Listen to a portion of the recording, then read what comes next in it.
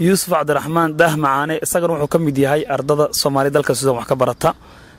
wax badan oo soo jeedo gudaha dalkan Suudaan barnaamijkan codka jaalidaha ayaan ku martaqaad maanta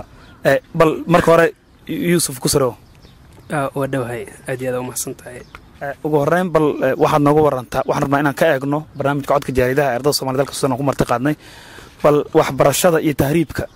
arday Soomaaliyeed oo dalka Suudaan loo soo diray inuu wax barto waxa laga markaa kood inuu wadada sii maro kale bal taas bal sida waxyaabo u dhacda bal marka hore faafaahin guud naga sii aad iyo aad u mahadsantahay Mr. Fido haddii aan ka hadlo dhinaca jaalidaha Suudaan ay ku soo badatay barnaamijka tahriibka Soomaalida ay aad ugu badan yihiin dadkan u sii gudba dhinacaas iyo Liibiya waayahan dambe horta sidii hore maaha wixii ka dambeeyay 2005 aad ay u badnaayeen balse 2010 wixii ka dambeeyay aad ay u soo yaraadeen siiba sanadkan hadda aan ku guda jirnay si dhamaanayo iyo sanadkii ka horeeyay ardaydu waxay u soo jeesteen inay wax bartaan ay iska daayeen tahriibka marka xilligan aan hadda joognana ma badno ardayda aad ku tahriibta marka waxaad moodaa inay dhibaatooyinkii iyo waxyaabaha ay kala kulmeen badda iyo Liibiya inay ogaadeen inay sii wadaan ay diyaar u ahayn iyo isbedelada waddanka ka jira ee nabadeed arrinkaas darteeda inay u yaraateen isleeyahay arrinka dibadad u noqono 2005 wax ka dhawaajisay in tahriibku uu jiri jiray sidee u jiri jiray maxaa ku qasab jiray qofka Soomaaliga oo ardayga ah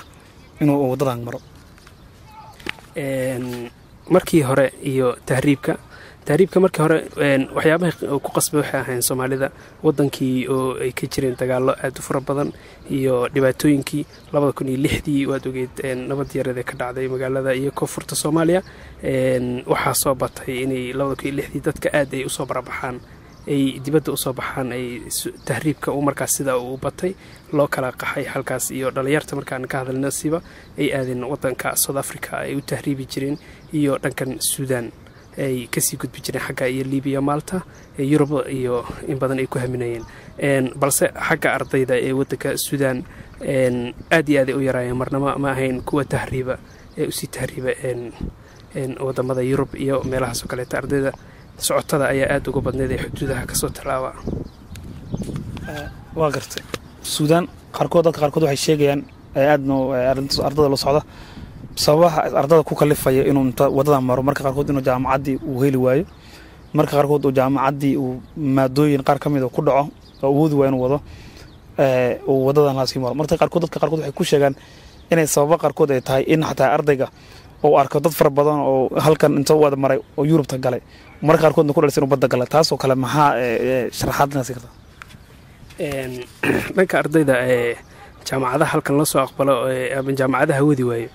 inta badan waxay u badan yihiin arday aanan hore waxyaabo aan soo dhigan suuragal ay tahay wadanka uu ka soo baxay kadibna halkan uu ku imaaday waxbarashadiina uunan hore uga carbisnayn uunan dugsi sare hore uga soo bixin qaab oo micnaha waxbarashada halkaas uga soo bixin Muqdisho ama meelo kale oo gobolada kale ee dalka Soomaaliya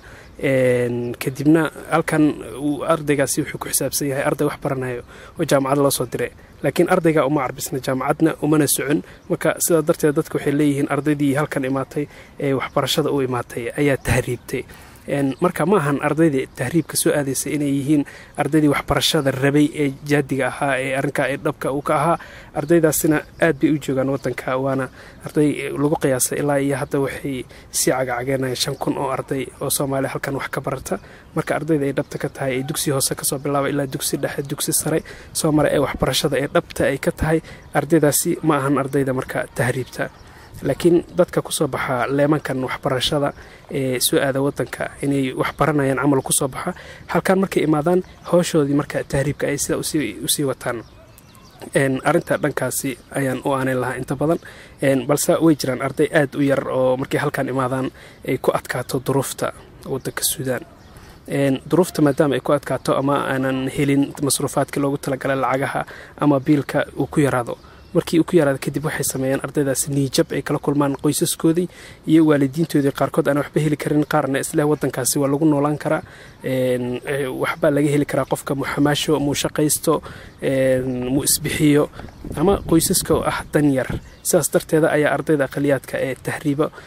jaamacadaha dhigta ayaa taasi ayaa loo aaneyn karaa arinta inay baxaan ardaydaas aqaliyaadka ay badda galaan ay usii gudbaan Yurubta ayagoo markaa nolol fiican raadinaya balse ardayda caadiga haddii loo soo aqbalay jaamacadaha kala duwan ee gobolada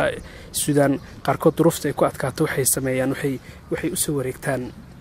caasimada hadda aan joognay Khartoum ay halkan u soo wareegtaan kadibna waxay dib u xariistaan jaamacadaha gudaha Khartoum halkaasina ugu dambeyntiina waa tan aad arkayso Soomaalida ee aad ugu soo badatay Khartoum ee waxbarashadeeda ay ka sameysteen xaafado aad u waaweyn oo Soomaalida kaliya ay degan yihiin marka haddana waxyaabaha sababa inay yaraadaan oo tahriibka inuu yaraado oo Soomaalida oo is aruursatay oo xaafado ka taga oo is dhiirigeliya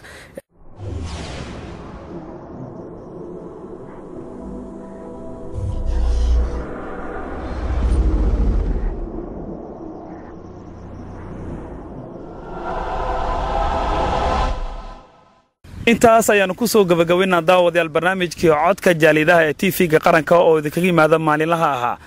maanta oo aan ku soo qaadanay xaaladda ardayda Soomaaliyeed dalka Suudaan waxaan idinkaga tagayaa anigoo Fiido Maxamuud Fiido iyo Cabdiqaadir Maxamed Cabdiqaadir oo dhanka kaamirada naga hagay